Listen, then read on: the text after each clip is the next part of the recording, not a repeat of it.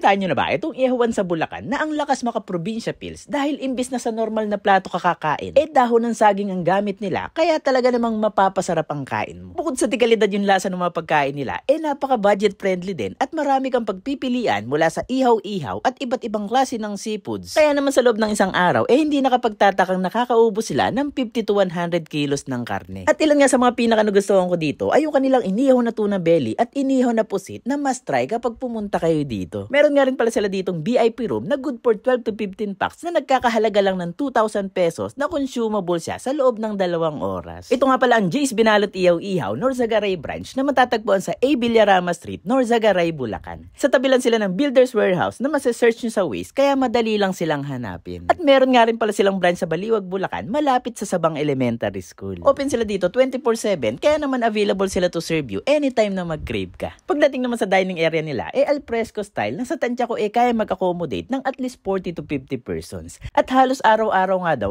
fully book yung VIP room nila na kadalasan ginagamit sa mga meetings at mga small gatherings. Fully air conditioner rin ito at may malaking TV screen na magagamit mo sa loob ng 2 oras. At sa mga gusto mong magpa-reserve, maaari nyong kontakin yung number na naka-flash sa screen. Pagdating naman sa lasa ng pagkain, hindi naman sila magpapahuli at ilan nga sa mga binabalik-balikan dito ay ang kanilang bistek Tagalog, beef tapa, tuna belly at panga, grilled pusit, chicken kebab, liempo, at ang kanilang pork sisig. Meron nga rin sila ditong unlimited rice sa mga binalot meals nila na nagre-range lang ng 89 to 99 pesos. At sa ihaw-ihaw naman, nagkakahalaga lang ng 8 to 22 pesos. Halos kumpleto nga yung ihaw-ihaw nila na merong isaw manok, isaw baboy, chicharon bulaklak, pork barbecue, tokong, leeg ng manok, paa, tenga, hotdog, dugo, at may kebab pa for only 70 pesos. At hetong at isa-isa ng sinerve yung mga bestsellers nila dito. And for today's food trip nga, kasama natin yung mga mababait kong pamangkin. Una ko nga na-appreciate dito ay yung dahon ng saging na nagbigay ng aroma sa pagkain, kaya naman talagang gaganahan ka kumain. Pinaka nagustuhan ko nga dito ay yung tuna belly nila na bukod sa napaka-tender ng meat,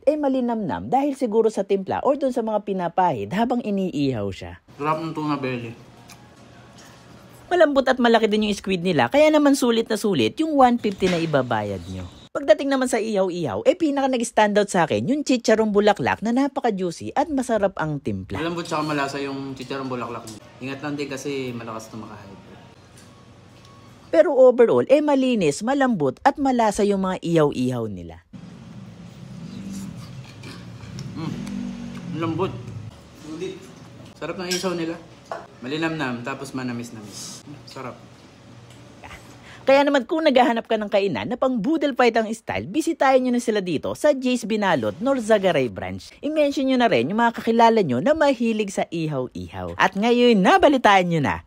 Alam nyo na yung susunod na gagawin. Hanggang sa muli! Ang mga kaputrip, tara kayo dito sa Jay's Binalot, Norzagaray at tikman ang aming mga inihaw gaya ng tuna belly, tuna panga, chicken kebab at grilled pusit. Meron din kaming mga binalot meals na unlimited rice, gaya ng pork adobo sa gata, bistek Tagalog, beef tapa, at marami pang iba. See you soon mga kaputrip!